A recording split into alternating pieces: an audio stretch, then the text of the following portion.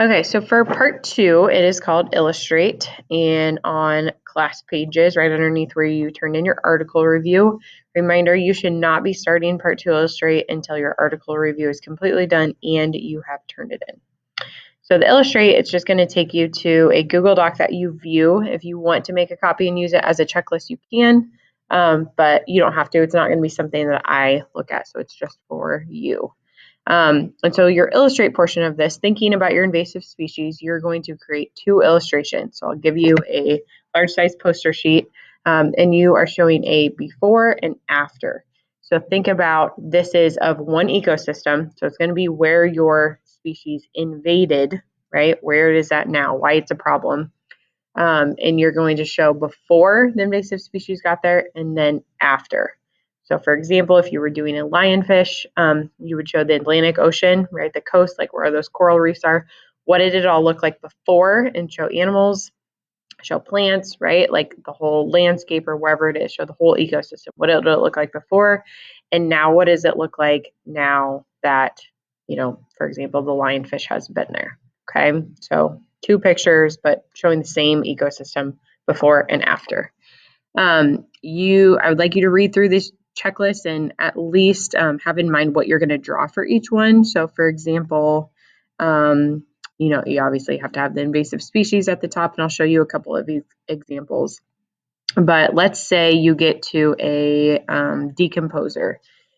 And you're like, well, that doesn't really have anything to do with my invasive species, right? But we know all of these parts in trophic levels are part of every ecosystem. So they're still in there. You might have to do a quick Google search or research on what decomposers live in the Atlantic Ocean, for example, or what decomposers would live in a forested area where an Africanized bee might be.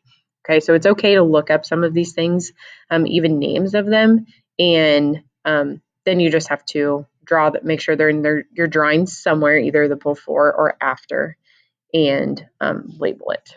Okay, so I'm going to pause this and I'm going to go show you guys some examples. But again, this is not something you have to turn in. You'll just have to make sure you have all the parts. Okay, so here are a few examples that I'm going to show you. The first one is just showing the Great Sparrow Campaign. This is not an invasive species, but it would be easy just to show you what I mean about ecosystem. So here I have, remember with the Great Sparrow Campaign, there were sparrows coming in, they were eating all of the grain, and then we had locusts that were obviously part of it. And just notice like I labeled my ABA extract as fruit. You can label them in whatever format you want. Then I have a little explanation under each one, just telling what was happening.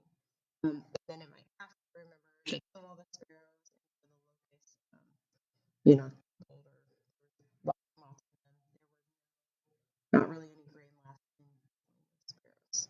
Okay, so I'll give you 2 different examples of a lionfish.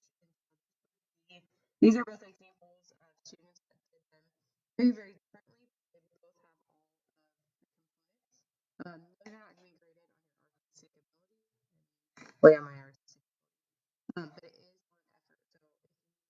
So if you're in and you're done in like 5 minutes, then I'm probably going to ask you to redo it or put a little bit more effort in.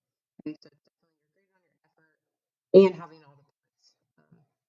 But I know that some of these are very artistic, you like this to kind of get that creative outlet. Okay, so notice, and these are both better examples of they have a little bit better summary showing of what is happening, and then notice they have secondary consumers, primary consumers, biotic factors, all of this stuff in that list. Okay. Again, let me know if you guys have any questions on that. But you'll be working on this. You'll have one whole day in class to do the illustration, and then probably at least part of another one that you can always come in during guided study or before or after school.